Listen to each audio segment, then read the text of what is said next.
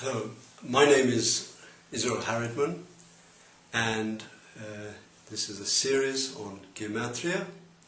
And in the last section, we discussed the second story of creation, involving the mist rising off the face of the earth, Adam, and truth. And then we went on to discuss this 1:4 ratio, which was very persistent in the second story of the creation. Particularly, what we saw was that the tree of life and the tree of knowledge of good and evil had this 1:4 ratio. And as we know, 1 plus 4 equals 5. In this next part, I want to take this one step further and to look at the number 5 and see how this fits in to the second part of the story in Genesis. It means the father of the Jewish people, Abraham.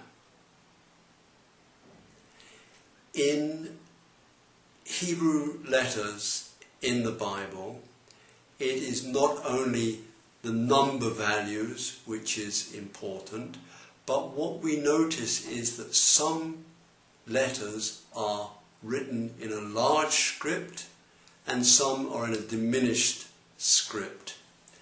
And this is carried over from generation to generations. When the Bible was first written, it was written by scribes with a degree of precision that you would find in any engineering division of manufacturing aircraft or jet engines.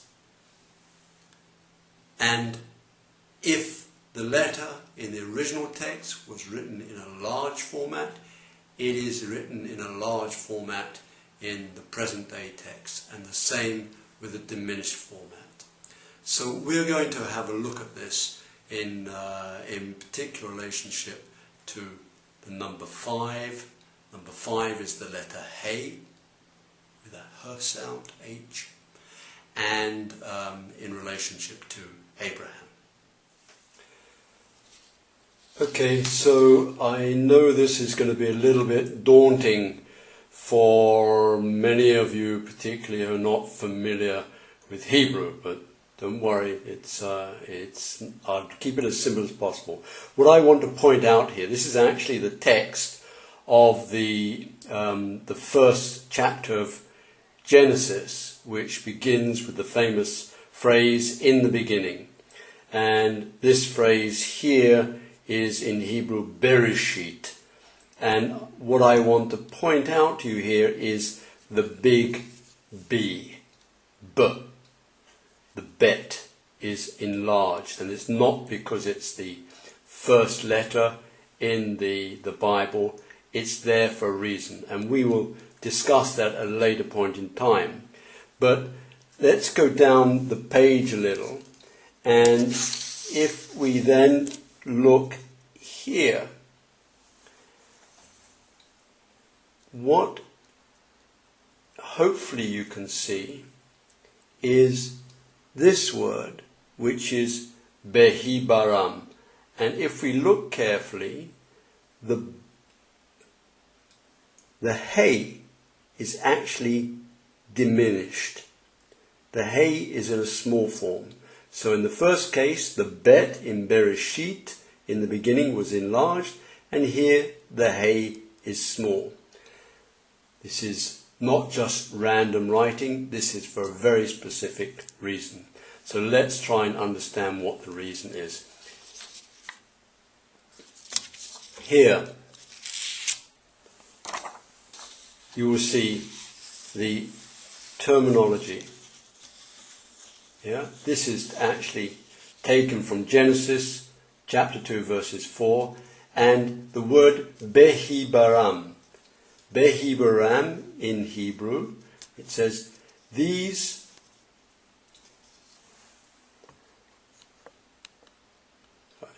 These are the generations of heaven and earth. When they were created. When they were created. In Hebrew it says Ele Toledot Hashemayim Ve'haaretz Behi Baram. Again, as the Hey in Behi Baram is diminished. The English interpretation of Behi Baram is when they were created. Here, Be means with or in. Bara, Bet Resh Aleph, means create. So it means the English has said when they were created. But if you look at it in another way, it could say with the Hay they were created. Behi Baram, with the Hay they were created. With the Hay they were created. Now, what does this mean? Hay, as I mentioned earlier, in that 1-4 sequence that we saw persistently in the ratio of the tree of knowledge and the tree of life, in the formation of the earth with the Ed, the mist, Adam, 1 and 4, 1 and 4 equals 5, Hay is 5. So with the Hay they were created. If we look at this, these letters, Bet, Hey, Bet, Resh, Aleph, Mem, means B-H-B-R-A-M.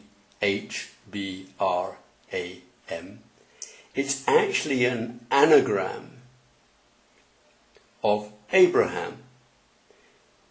We take out the B because B basically means with, it's just a conjunction with. So Hibaram is actually an anagram of Abraham. So the implications here are that Abraham was part of that process of creation. Okay, so let's take this one step further. As we may remember, actually Abraham's name was originally Abram, and his wife Sarah's name was originally Sarai.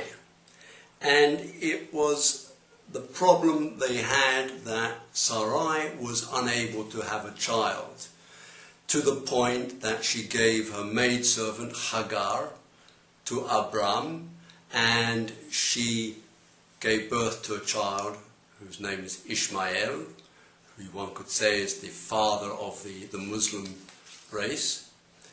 And only when the angel of God came and informed that Sarai would have a child, that the angel told Abraham, your name shall no longer be Abram, it shall be Abraham, because you will be a father of a nation. And that Sarai would not be called Sarai, she'd be called Sarah. This is actually in Genesis chapter 17.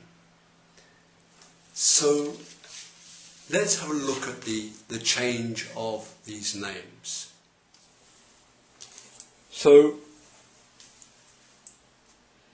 Abram, in his original name, was spelt A, Aleph, Bet, Resh, Mem, A-B-R-M, Abram, and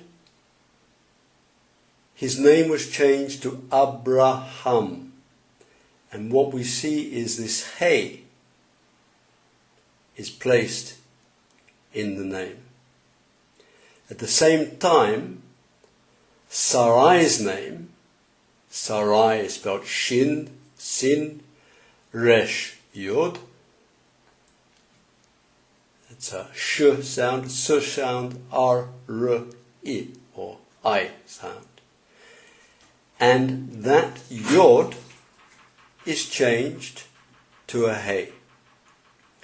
Now, if we look at our table, we know that Yod has the equivalent value of 10. So basically, what has happened here is that the Yod of Sarai is split into two. It's split into two hays. And one hay goes into Sarah, and the other hay goes into Abraham. So then the question here is, what is the link between this sequence and what we saw here with the small hay of Behi-Baram? With the hay they were created. With the hay they were created. The first generation of the race of the Hebrews would only begin once the hay was inserted into the name. Why is this hay here diminished and not the normal size? Because the act of creation, we're here in Genesis chapter 2, had only just begun. The whole world in the process of creation had only just begun, and therefore the hay, which you could call it the crystal of creation. The crystal of creation, the hay, is the combination of this 1-4 sequence. My hand here, the 1-4 sequence. So the 1-4 sequence, the combination of God and the phenomenal world, the 4, is that act of creation. It's that act of creation in Genesis 2. That act of creation, that crystal of creation, had only just begun. And then, when we came to chapter 17, we see the real beginnings of the human race with the Abraham and Sarah, and finally the birth of Isaac.